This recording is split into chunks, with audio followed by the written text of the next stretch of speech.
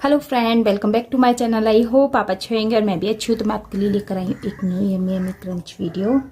ठीक है, मैं अपना क्रंच स्टार्ट करती हूँ। वीडियो को पूरा वॉच करें, फुल एंजॉय करें। और ये फुल सोलो वीडियो है।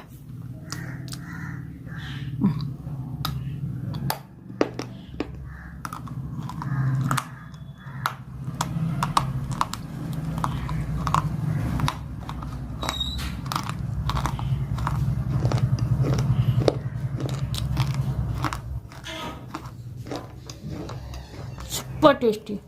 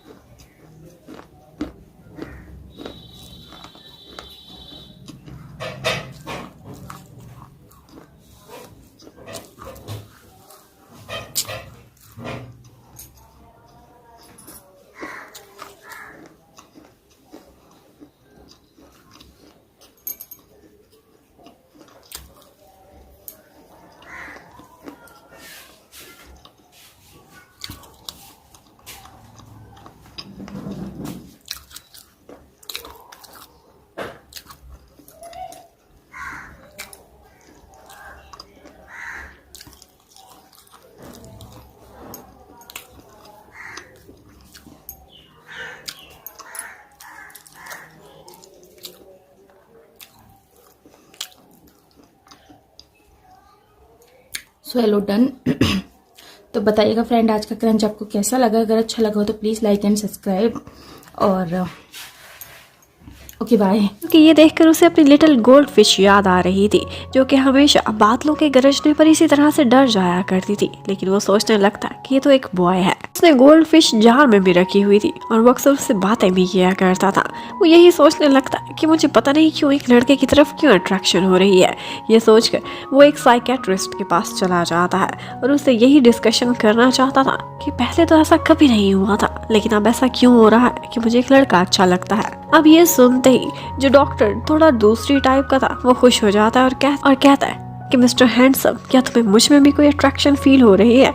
और ये सुनते ही शनशू तो वहाँ से बाहर की दौड़ लगा देता है और बस ये सुनते ही शनशू अपनी इज्जत बचाकर वहाँ से दौड़ने की करता है। लेकिन उसी हॉस्पिटल में हमें दिखाते हैं कि ली भी खड़ी हुई है और उसकी किसी से लड़ाई हो रही थी क्योंकि किसी पेशेंट ने उसकी ग्रैंडमा से बदतमीजी की थी। अब जैसे ही वो पेशेंट ली पर हाथ उठाने वाला था तो उसी समय शनशू वहाँ पहुँच जाता है और उसका हाथ पकड़कर तोड़ मरोड़ देता है, जो कि उसके पर्सनल असिस्टेंट पर उठने वाला था। और उसके साथ ही जैसे उसे पता चलता है कि ली की ग्रैंडमा यहाँ पर बीमार है तो वो कहता है कि इनके लिए एक VIP रूम अरेंज करना मेरी जिम्मेदारी है। यहाँ पर उनके लिए रूम का तो अरेंज हो गया था। ये सुनते ही ली इतनी खुश हो जाती है कि फौरन ही उसे हक कर लेती है और उसका थैंक्स कर रही थी। यहाँ पर शनशू को उसका इस तरह से हक करना बहुत अच्छा लगता है, लेकिन साथ ही साथ वो परेशान भी हो रहा था कि एक लड़के के लिए मैं ऐसा क्यों फील कर रहा हूँ। अब नेक्स्ट डे ली भी उसके लिए एक गिफ्ट लेकर आता है। वो उसके लिए एक फोन केसिंग लेकर आया था और वो उससे कहता है, वो उसके लिए एक फोन केसिंग लेकर आई थी और उससे कहती है कि अगर आपको ब्लू पसंद है तो ये रख ले, नहीं तो पिंक। अब ऑफ कोर्स शनशू ने तो ब्लू ही पसंद किया था और वो तुरंत ही अपने फोन का पुराना कवर उतार कर ली का दिया हुआ गिफ्ट उस पर लगा लेता है। जबकि ली जब बाहर जा रही थी तो उसके हाथ में पिंक वाली केसिंग थी और बाय ये देखती है तो उसे शक होने लगता है कि जैसे इन दोनों के बीच कुछ तो गड़बड़ है। तभी तो इन दोनों ने फोन के मैचिंग कवर्स भी रखे हुए हैं। वो अंदर जाती है और जाते ही वो चिल्लाने लगती है और कहती है शन को कि देखो लिटिल गोल्ड फिश, वो लड़की अब तुम्हें कभी भी नहीं मिलने वाली। बचपन की बातें तुम भूल जाओ और जहाँ तक इसका ताल्लुक है, ली तो एक लड़का है। इन दी एंड तुम्हें मुझसे ही शादी करनी होगी, इसलिए आज ये एक्सेप्ट कर लो तो ज्यादा बेहतर होगा। लेकिन ये सुनते ही वो बाय को अपने कमरे से बाहर निकलवा देता है और उसके बाद काफी देर तक अपनी गोल्ड फिश से बातें करता रहता है। वहीं पर उसकी आंख भी लग गई थी। यहाँ पर उसके पास आकर ली बैठ जाती है जो उसी फिश को देखे जा रही थी। शन तो सो चुका था तो वो उस जार को उठाती है और उसको उसकी अपनी प्लेस पर रखने वाली थी कि पीछे से शन उसको एक आवाज देता है। ये सुनते ही वो एकदम डर गई थी, उसके हाथ से वो जार छूट जाता है। वो लिटिल गोल्ड फिश तड़प तड़प कर मरने वाली थी कि तुरंत ही शन वहाँ पहुँचता और उसे एक और पानी के जार में डालकर उसकी जान बचा लेता है। लेकिन यहाँ पर उसे ली पर बहुत गुस्सा आया था। वो चिल्लाता है, डांटता है, उसे कहता है कि आइंदा से मेरी चीज़ों को हाथ लगाने की कोशिश मत करना और तुम इस लिटिल गोल्ड फिश के सामने कोई भी औकात नहीं रखते हो। अब बेचारी ली को भी यहाँ पर चोट लगी थी, लेकिन शन को उसकी कोई भी परवाह नहीं थी। वो गोल्ड फिश को लेकर बहुत अपसेट हो गया था। उधर हमें ग्रैंड माँ को दिखाते हैं जो कि आज बीमार थी और उनसे मिलने के लिए बाय आई हुई थी। बाय आती है, उनसे बहुत प्यार से बातें करती है, उनकी खिदमतें करती है और उसके बाद जब बाहर निकलती है तो उसका और ही रूप था। वो अपने हैंड्स क्लीन करती है और सोचती है कि पता नहीं कैसे कैसे लोगों को मुझे छूना पड़ रहा है शन से शादी कर। अब यहाँ पर हॉस्पिटल में वो किसी लड़की को देखती है जो कि ली थी और ली को देखते ही वहाँ पर वो हैरान रह जाती है। वो उसका पीछा भी करती है और फिर इन दी एंड उसे पता चल जाता है कि ये तो एक गर्ल है जो कि बॉय का रूप धार कर शन के ऑफिस में काम कर रही है। वो उसका वीक पॉइंट रंगे हाथों पकड़ लेती है और फिर उससे कहती है कि तुम्हारे पास जान बचाने का सिर्फ एक तरीका है और वो ये है कि मैं तुम्हें बहुत सारे पैसे दूंगी। ऑफ कोर्स तुम गरीब हो, तुम्हें पैसों की जरूरत भी है, लेकिन इसके बदले तुम्हें ऑफिस से रिजाइन देना होगा और तुम्हारी जगह मैं पर्सनल असिस्टेंट लगूंगी। और वो उससे ये भी वादा लेती है कि किसी भी सूरत शन को कभी भी ये पता नहीं चलना चाहिए कि तुम एक गर्ल हो। अब बेचारी ली तो अपनी ग्रैंड माँ की वजह से काफी मजबूर थी, उसे पैसों की जरूरत पड़ती रहती। वो इस ऑफर से इनकार नहीं कर पाती और यस कर देती है। और फिर नेक्स्ट ही मॉर्निंग जैसे ही शन ऑफिस में वापस पहुंचता है तो उसे पता चलता है कि उसके पीए ली ने तो रिजाइन कर दिया और उसकी जगह बाय काम करेगी। लेकिन वो बाय को बिल्कुल भी बर्दाश्त नहीं करता और कह देता है कि तुम्हें कभी भी नहीं रखने वाला, क्योंकि मुझे वुमेन के साथ इजी फील नहीं होता। और खुद वो ली के घर के बाहर पहुंच जाता है ये पता करने के लिए कि उसने अचानक रिजाइन क्यों कर दिया है। अब ली फटाफट अपना सारा सामान समेटती है जो कि उसने बिखेरा हुआ था। वो कहीं भी किसी भी एंगल से ये नहीं दिखाना चाहती थी कि थोड़ा सा भी शन को शक हो कि वो एक लड़की है। यहाँ पर शन उसके पास आता है और उससे पूछता है कि तुमने क्यों जॉब छोड़ी। वो कहती है कि मुझे और ज़्यादा अच्छी जॉब की पैसों के साथ ऑफर हुई थी। तो शन थोड़ा सा दुखी हो जाता है और कहता है कि इसका मतलब है कि सारा समय जो तुम मेरे साथ थे सिर्फ पैसों की वजह से थे। ये सुनकर एक दफ़ा ली को शर्मिंदगी होती है, लेकिन उसकी मजबूरी थी। और यहाँ पर उसने सोफे के बीच अपने अंडरगारमेंट्स छुपाए हुए थे जो कि गलती से मिस्टर शनशू के हाथ लग जाते हैं। वो उससे कहने लगता है, अच्छा मैं समझ गया, तुम किसी अमीर लड़की के साथ डेट कर रहे हो, तभी तुमने मेरे ऑफिस से रिजाइन कर दिया क्योंकि तुम गोल्ड डिगर लड़के हो। ये सुनते ही अब ली को एक अच्छा बहाना मिल गया था। वो कहने लगती है, हाँ ऐसा ही है, मैं एक अमीर लड़की के साथ डेट कर रहा हूँ और हाँ आज शाम को हमने शॉपिंग के लिए भी जाना है। वो उसे एक मार्केट का नाम भी ले देता है। अब ये सुनने के बाद शनशू को काफी गुस्सा आता है और वो सोचता है कि मैं इतना बड़ा बॉस होकर उसके घर तक गया और वो आगे इस तरह की बातें कर रहा है। लेकिन वो बेचारा क्या करता, सारा दिन ऑफिस में जहाँ जाता था जिसको भी देखता था हर इंसान में उसे सिर्फ और सिर्फ एक ही शक्ल नजर आती थी और वो थी उसके पुराने पर्सनल असिस्टेंट ली की शक्ल। वो हैरान हो जाता है कि मुझे हर जगह वही क्यों दिख रहा है। इतने में शाम को ग्रैंडमा ने उसे डिनर पर बुलाया हुआ था जहाँ बाय भी साथ थी। बाय ने बहुत मजे मजे के खाने बनाए हुए थे ग्रैंडमा का दिल जीतने के लिए। लेकिन यहाँ पर जैसे ही शनशू एक खाना टेस्ट करता तो वो फौरन ही उस रेस्टोरेंट का नाम भी बता देता है कि जहाँ से उसने टेक अवे लिया है। इतने में वो न्यूज़ देखता है तो उसे पता चलता है कि उसी मार्केट के करीब एक एक्सीडेंट हुआ है और जिस लड़के की वहाँ पर डेथ हुई है उसकी एज और उसका हुलिया बिल्कुल ली जैसा है। ये सुनते ही वो परेशान हो जाता है और दौड़कर वहाँ पहुँचता है। वो बहुत सैड था और उसकी नजरें सिर्फ और सिर्फ ली को तलाश कर रही थी। वहाँ से एक डेड बॉडी जा रही थी जिसने वही स्नीकर्स पहने हुए थे जो कि शन ने ली को दिलाए थे। लेकिन उसी समय वहाँ पर पीछे ली भी खड़ी हुई थी।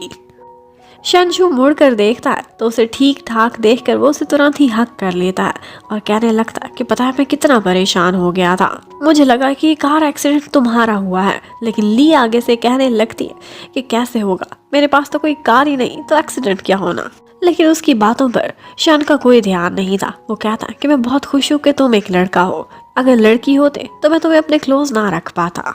अब उसके बाद वो एक दिन एक स्पोर्ट्स कार की टेस्ट ड्राइव भी लेता है और कहता है ली को कि तुम ही ड्राइव करोगे। वो जब ड्राइव कर लेती है तो कहता है कि ये कार मैं तुम्हें देता हूँ, ये हमारी कंपनी की तरफ से तुम्हारे लिए एक इंसेंटिव है। ये सुनते ही ली काफी हैरान हो जाती है। अब उसके थोड़ी देर बाद शन उससे पूछने लगता है कि तुम्हारी बर्थडे क्या है, कब आती है।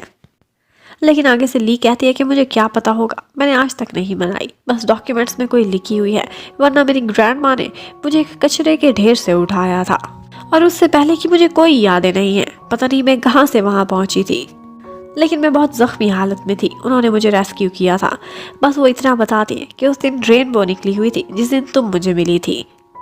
ये सुनते ही शन कहने लगता है कि ठीक है, फिर जिस दिन भी अब रेनबो निकलेगी उसी दिन मैं तुम्हारी बर्थडे मनाने के लिए आऊंगा। अब एक दिन वो देखता है तो आसमान पर रेनबो निकली हुई थी। वो बहुत खुश हो जाता है कि आज वो ली की बर्थडे मनाएगा।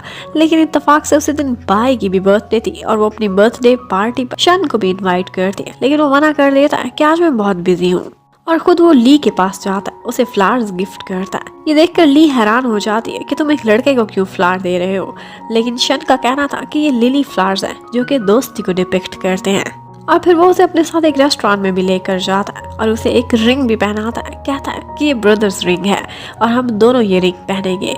ये सारा कुछ होते हुए ली को बहुत स्पेशल लग रहा था। लेकिन शन उसे कहता है कि पता है मैं बहुत खुश हूँ, तुम मेरे बेस्ट ब्रदर हो, तुम लड़का हो ये बहुत अच्छी बात है, वरना अगर तुम गर्ल होते तो मैं तुम्हें इस तरह से अपना बेस्ट फ्रेंड ना बना सकता, क्योंकि मेरी गोल्ड फिश मेरा फर्स्ट लव वो कभी बर्दाश्त ना करती कि एक लड़की को मैं इतना क्लोज रखता हूँ, इसलिए हम हमेशा बेस्ट ब्रदर्स बनकर रहेंगे। इतने में शन को कॉल आती है कि ग्रैंडमा की तबीयत बहुत खराब हो गई है। वो वहाँ से उठकर फौरन ही भाग जाता है। वो जाता है तो ग्रैंडमा उससे बहुत इमोशनल बातें करती हैं और उससे कहती है कि मेरी लास्ट विश ही समझो, लेकिन आज बाय के साथ बर्थडे तुम मनाने के लिए जाओगे। अब वो इतना कह रही थी तो ऑफ कोर्स शन को मानना पड़ता है। जबकि उधर टिंग उसी रेस्टोरेंट में ली को देखता है तो उसके पास आकर बैठ जाता है। वो उससे कहने लगता है कि बेशक सारी दुनिया ना जानती हो, लेकिन तुम मेरे सामने ये नहीं छुपा सकती, तुम एक गर्ल हो। और ये बात मुझे पहले दिन ही पता चल गई थी। ये सुनते ही ली हैरान रह जाती, लेकिन वो खुश थी कि किसी के सामने उसे एक्टिंग नहीं करनी पड़ेगी। अब यहाँ से टिंग उसे आगे एक जगह पर लेकर जाता है जहाँ पर एक पार्टी चल रही थी, और वो पार्टी थी एक्चुअली बाय की बर्थडे की। यहाँ पर शन और बाय दोनों इकट्ठे आए हुए थे। उनको देखकर ली का मूड बहुत ख़राब हो जाता है कि लड़का मुझसे तो झूठ बोल रहा था कि दादी माँ बीमार है और अब इसके साथ फिर रहा है। ये देखकर कहीं ना कहीं ली को काफ़ी जेलसी हो रही थी। अब टिंग उसे अपने साथ गेटअप वाले रूम में लेकर जाता है। वो डिफरेंट गेटअप्स करती और इन दी एंड वो एक बहुत ही सुंदर सी लड़की बनकर बाहर आई थी अपना मेकअप करके। लेकिन वो कहती है इस तरह से मैं तुम्हारे साथ बाहर नहीं जा सकती क्योंकि मुझे शन पहचान लेगा। तो टिंग उसे एक मास्क से उसका फेस कवर करने को बोल देता है। अब वो टिंग की डांसिंग पार्टनर बनकर वहां पहुंच आई थी। यहाँ पर वो शन के सामने खड़ी थी, लेकिन वो उसे पहचान नहीं पाता। यहाँ पर सारे लोग डांस कर रहे थे। जब पार्टनर्स चेंज होते हैं तो उसी टाइम पर शन का और ली का भी आमना सामना होता है। शन को पता नहीं क्यों लग रहा था कि वो इस लड़की को बहुत अच्छे से जानता है, लेकिन यहाँ पर ली अपने आप को बचाकर वहां से भाग जाती है। लेकिन जब वो जा रही थी तो उसका मास्क गिरा था और भाई ने उसे पहचान लिया था। अब बाय ने एक वेटर को पैसे दिए थे कि ली को ये ड्रिंक पिलाए और इस तरह से उसे मिसयूज करने की कोशिश करे। लेकिन उसकी ये सारी की सारी प्लानिंग पास खड़े टिंग ने सुन ली थी कि वो किसी लड़के को पैसे दे रही है ताकि वो ली के कैरेक्टर पर एक दाग लगा सके, और ये बात वो कभी बर्दाश्त नहीं कर सकता था। वो ऐसा करता है कि ड्रिंक चेंज कर लेता है और जो ली की ड्रिंक थी अब वो बाय पी लेती है।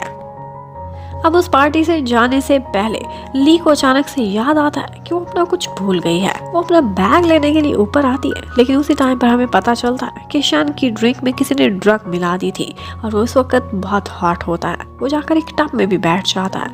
यहाँ पर ली उसे इस हालत में नहीं देख सकती थी। वो उसकी हेल्प करने लगती है। उसका मास्क भी उतर जाता है। ये देखकर शन को ऐसा लगा था कि ड्रंक होने की वजह से उसे पता नहीं क्या क्या दिख रहा है। उसे हेलुसिनेशंस हो रही हैं और हर जगह ली की फीमेल शक्ल दिखाई दे रही है। लेकिन ली उसे काम डाउन करने के लिए उसे किस कर लेती है। अब वो भी उसे किस बैक करता है और सोचता है कि एक सपना ही सही, लेकिन मैं ली के साथ टाइम बिता रहा हूँ। और फिर उसके बाद हमें नेक्स्ट मॉर्निंग का सीन दिखाते हैं। ली जैसे ही देखती है कि उसने एक गलती कर ली है, वो सोचती है कि सिर्फ और सिर्फ शन को काम डाउन करने के लिए किया है, और उसके बाद वो वहाँ से भाग नहीं करती है। लेकिन जब वो जा रही थी तो उसकी बैक पर गोल्ड फिश का स्कार शन ने देख लिया था। वो दीवाना होकर अपनी लिटिल गोल्ड फिश को तलाश करते हुए वहाँ से भागने लगता है, लेकिन ली छुप गई थी। जबकि उसी टाइम पर हमें बाय को दिखाते हैं जिसने हॉट होने वाली ड्रिंक पी ली थी, और उसके बाद वो उसी लड़के के साथ नाइट स्पेंड कर चुकी थी जिसे उसने पैसे दिए थे ली के लिए। उस पर बहुत चिल्लाती और उसके बाद जाकर होटल की मैनेजमेंट से मिलती है। सिक्योरिटी के पास जाकर वो सीसीटीवी फुटेज में से अपनी सारी अपीयरेंस डिलीट कराना चाहती थी, लेकिन यहीं पर ही वो कुछ देख लेती है, और वो ये था कि शन ने भी कल होटल के कमरे में किसी के साथ टाइम बिताया है, और वो कोई और नहीं बल्कि ली ही थी। शन भी सारी फुटेज चेक कराना चाहता था, लेकिन उसे कुछ भी नहीं मिलता क्योंकि सारा रिकॉर्ड पहले ही बाय ने वहां से डिलीट करा दिया था। अब वो कुछ ऐसी चाल चलती है कि जिसकी वजह से शन की सेक्रेटरी को ऐसा लगता है कि लिटिल गोल्ड फिश कोई और नहीं बल्कि बाय ही है। वो उसे कहता है कि वो लड़की तो इतने सालों से आपके इर्द गिर्द ही थी, बस आपको नजर नहीं आई थी। वो ये सुनकर खुश होता है, लेकिन जब देखता है कि वो बाय है तो हैरान रह जाता है। उसने वही टैटू अपनी स्किन पर बनवा लिया था और वो परमानेंट था। शन उससे बार बार ये क्वेश्चन करता है कि अगर तुम ही मेरी लिटिल गोल्ड फिश थी तो तुमने ये सब छुपाया क्यों, मुझे पहले क्यों नहीं बताया। लेकिन वो आगे से इमोशनल बातें करने लगती है और उससे कहने लगती है कि बचपन में तुमने मुझसे 1 साल बाद वापस लौटने का वादा किया था, तुम आए नहीं थे, जिसकी वजह से मैं बहुत हर्ट हो गई थी। तुमसे मेरी सारी बुरी यादें जुड़ी हुई थी, तभी तो मैंने कभी भी उस प्यार को लेकर तुम्हें नहीं चाहा, बल्कि मैं तुम्हारे अब की पर्सनैलिटी से प्यार करती, और मैं ये भी नहीं चाहती थी कि तुम बचपन की वजह से मुझसे प्यार कर। अब मुझे तुम्हारे सामने आना पड़ रहा है, और वो इस वजह से क्योंकि होटल में उस रात हमारे बीच जो हो गया, उसके बाद आई थिंक हमें शादी कर लेनी चाहिए, यही बेहतर होगा। इसीलिए मैं सारी सच्चाई लेकर तुम्हारे सामने खड़ी हुई हूँ। ये सुनते ही शन हैरान रह जाता है और उसे लगता है कि उस रात जिस लिटिल गोल्ड फिश के साथ उसने टाइम बिताया था वो कोई और नहीं बल्कि बाय ही थी। ये सुनते ही उसका दिल बिल्कुल बुझ जाता है, लेकिन वो कहने लगता है कि ठीक है, मैं एक मैन हूँ और जो भी तुम्हारे साथ हुआ मैं उसकी रिस्पॉन्सिबिलिटी लूंगा। अब वो बाय के जाल में फंस चुका था, और उसी टाइम पर हमें ये भी दिखाते हैं कि बाय किसी बूढ़े आदमी से मिलने के लिए जाती है। वो उसे काफ़ी सारे पैसे भी देती है। एक्चुअली ये उसकी एक एक्चुअली उसकी रियल आइडेंटिटी कुछ और थी। वो बूढ़ा आदमी कोई और नहीं बल्कि उसका रियल फादर था, जो कि उस ऑर्फनेज का डायरेक्टर था, वहाँ काम करता था जहाँ पर लिटिल गोल्डफिश रहती थी। और जैसे ही उसने देखा था एक बहुत अमीर फैमिली लिटिल गोल्डफिश को अडॉप्ट करने वाली है, तो उसने उसकी आइडेंटिटी चुरा ली थी और लिटिल गोल्डफिश को रास्ते से हटाने के लिए उन्होंने किसी को पैसे दिए थे। लेकिन उसे ये नहीं पता था कि लिटिल गोल्डफिश असल में मरी नहीं थी। और बस तभी से लिटिल गोल्डफिश की जगह वो खुद ही एक अमीर फैमिली की तरफ अडॉप्ट कर ली गई थी और अब वो बहुत रिच फैमिली में उनका बिजनेस संभालती थी और अपने रियल बायोलॉजिकल डैड को हर महीने पैसे भी दिया करती थी। जबकि उधर ली काफ़ी परेशान बैठी हुई थी। उसे लगता था कि जो कुछ हो गया है उसके बाद उसे सच्चाई शन को बता देनी चाहिए कि वो एक लड़की है। वो हिम्मत करती है और उसके घर जाती है सब कुछ उसे सच बताने के लिए, लेकिन वो कुछ भी बोलती उससे पहले ही वहाँ पर बाय आकर खड़ी हो जाती है और उसके सर पर एक बम फोड़ती है, ये बताकर कि मैं और शन बहुत जल्दी शादी करने वाले हैं क्योंकि मैं ही उसकी बचपन की लवर हूँ। ली हैरान थी कि इतने सालों से इसे अपने बचपन की लवर की तलाश थी, लेकिन शन आज उदास क्यों दिख रहा है।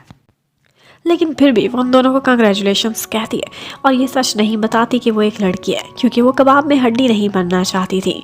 इतने में ग्रैंड माँ भी वहाँ पहुँच जाती है और वो ली को ऑर्डर करती है कि मैंने सुना है कि तुम मेरे शन के बेस्ट ब्रदर बने हुए हो, तो अब शादी के मौके पर सारे अरेंजमेंट्स में तुम बराबर का हिस्सा भी लोगे, इसलिए जाओ और इनको शॉपिंग कराने में और इनके वेन्यू सेट करने में हर चीज़ की रिस्पॉन्सिबिलिटी अब तुम पर ही है। अब जब भी वो शॉपिंग पर जाते थे तो पर्सनल असिस्टेंट उनके साथ ही होता था और यहाँ पर बाय हमेशा जानबूझकर शन के क्लोज होने की कोशिश करती थी ताकि वो ली को जेलस करा सके। और वाकई ली काफ़ी जेलस होती थी, लेकिन वो क्या कहती उन दोनों की शादी जो होने वाली थी। यहाँ पर वो एक शॉप के बाहर बैठा हुआ था कि वहीं पर वो देखता है कि ली एक डिज़ाइनर ड्रेस को बहुत प्यार से देख रही है और वो वेडिंग ड्रेस लगता था कि ली को पसंद आ गया है। ये बात शन ने भी नोटिस की थी। अब उसके बाद वो लोग एक ऑक्शन पर जाते हैं जहाँ पर एक रेयर डायमंड था और उस डायमंड को खरीदने के लिए हर कोई बोली लगा रहा था। यहाँ पर बाय चाहती थी कि ये डायमंड उसके लिए शन खरीदे, लेकिन टिंग भी वहाँ पर मौजूद था और टिंग चाहता था कि वो ये डायमंड खरीदे ली के लिए।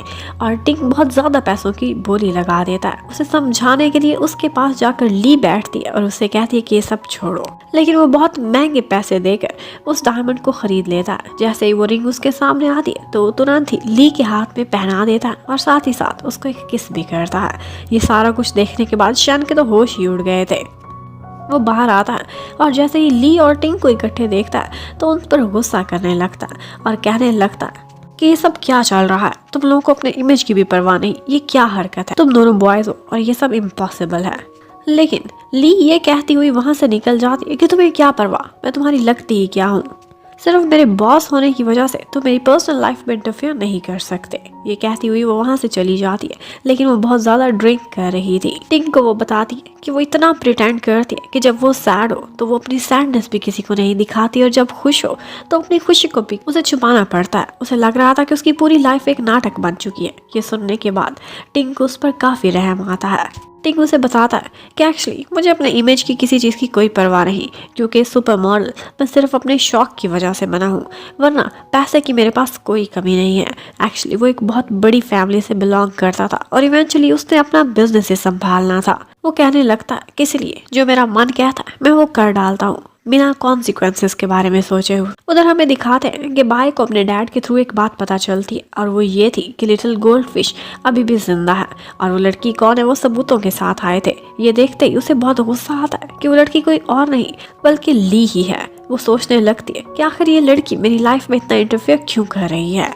एक दिन थंडर स्टॉर्म होता है और शन को लगा था कि मेरी लिटिल गोल्डफिश बहुत ज़्यादा डर जाएगी, लेकिन यहाँ पर बाय कहने लगती है कि बचपन में वो डरती होगी लेकिन अब मैं बिल्कुल भी नहीं डरती। लेकिन ये सुनते ही शन को किसी की याद आने लगती है और वो कोई और नहीं बल्कि ली ही थी। वो सोचने लगता है कि वो बहुत ज़्यादा डर गया होगा अपना बेस्ट ब्रदर, लेकिन वो जैसे ही उसके फ्लैट पर पहुँचता है तो हमें पता चलता है कि वहाँ पर बाय के रियल डैड पहुँचे हुए हैं। उसे ख़त्म करने के लिए बाय ने उनको पैसे दिए थे। शन जब बार बार डोर बेल बजा रहा था तो अंकल उसे कहते हैं कि दरवाज़ा खोलो और कोई भी बहाना करके इसे यहाँ से भगाओ। यहाँ पर ली इशारों इशारों में उसे बता देती है कि मेरे पास खतरा है और शन भी ये बात नोटिस कर जाता है। वो मुड़ता है और उसका दरवाज़ा तोड़कर उसकी जान बचा लेता है, लेकिन इन दी एंड वो अंकल वहाँ से जाते जाते उसके सिर पर कोई चीज़ फोड़कर उसे जख्मी करके वहाँ से भाग जाते हैं। लेकिन जाने से पहले ली को भी पता चल गया था और उसके साथ साथ शन को भी कि वो अंकल कोई और नहीं बल्कि ऑर्फनेज के डायरेक्टर थे। अब जैसे ही शन होश में आता है तो ली उसका हाथ पकड़कर उससे कहती है कि मैं तुम्हारे लिए बहुत परेशान हूँ, और साथ ही ये सच भी बोल देती है कि मैं एक लड़की हूँ। मैं डर के मारे ये सब नहीं बता रही थी कि इस तरह से तुम मुझे अपना बेस्ट फ्रेंड भी कभी नहीं बनाओगे, और वैसे भी तुम्हारी शादी तो तुम्हारे बचपन की लवर गोल्ड फिश से हो रही है। लेकिन ये सुनते ही शन कहता कि मैं तुम्हारी खातिर कुछ भी कर सकता हूँ, क्योंकि पता नहीं क्यों बिना किसी जेंडर के बारे में सोचे मेरा मन करता है कि मैं तुम्हारे साथ रहूं। और इतने में ऊपर से बाय पहुंच आती है। शन तुरंत ही उससे कहता है कि तुम समझो कि हमारी वेडिंग कैंसिल हो गई है। ये सुनते ही बाय उससे कहने लगती है वो तो सब सही है, मुझे कोई मतलब नहीं, तुम्हारा जो फैसला है ठीक होगा, लेकिन तुम उसके बारे में तो सोचो कि तुम मेरे बेबी के डैड बनने वाले हो। उस रात जो भी हमारे बीच हुआ उसकी वजह से मैं प्रेग्नेंट हो चुकी हूँ। ये सुनते ही शन बहुत परेशान हो जाता है और ली भी ये सुनते ही वहाँ से चली जाती है, क्योंकि वो अब एक थर्ड व्हील नहीं बनना चाहती थी। जबकि शन टिंग से मिलता है। टिंग के बहुत ज़्यादा लिंक्स थे। वो उससे कहता है कि तुम अब मेरी इस इशू को रिजॉल्व करने में हेल्प करोगे। और उसके बाद फाइनली वेडिंग का डे आ जाता है। पाए बहुत खुश शन के साथ खड़ी हुई थी, लेकिन शन यहाँ पर एक वीडियो चलवाता है जिसमें टिंग ने बाय के रियल डैड को पकड़ा हुआ था और वो कन्फेशन कर रहे थे कि किस तरह से उन्होंने बाय की खातिर इतना कुछ किया है। वो नकली की लिटिल गोल्ड फिश बनी हुई है, जबकि असली वाली लड़की कौन है, और वो ली है जिसे वो 20 मिलियन देकर मरवाना भी चाहती थी। और इसके साथ साथ शन उसका डीएनए टेस्ट भी ले आया था कि इसके रियल डैड कौन है और ये इतने सालों से कैसे नाटक करती आई है। और फिर उसके बाद वहाँ पर अपीयरेंस होती है उसकी रियल वाली ब्राइड की, जो कि कोई और नहीं बल्कि ली थी। ली को भी वो सारा कुछ याद आ चुका था और वो भी अपने बचपन के लवर शन से अब शादी करने के लिए रेडी खड़ी हुई थी। और फिर फाइनली उन दोनों की वेडिंग हो जाती है और इसके साथ ही हमारी इस कहानी की हैप्पी एंडिंग भी। Thank you for watching, stay connected, bye bye.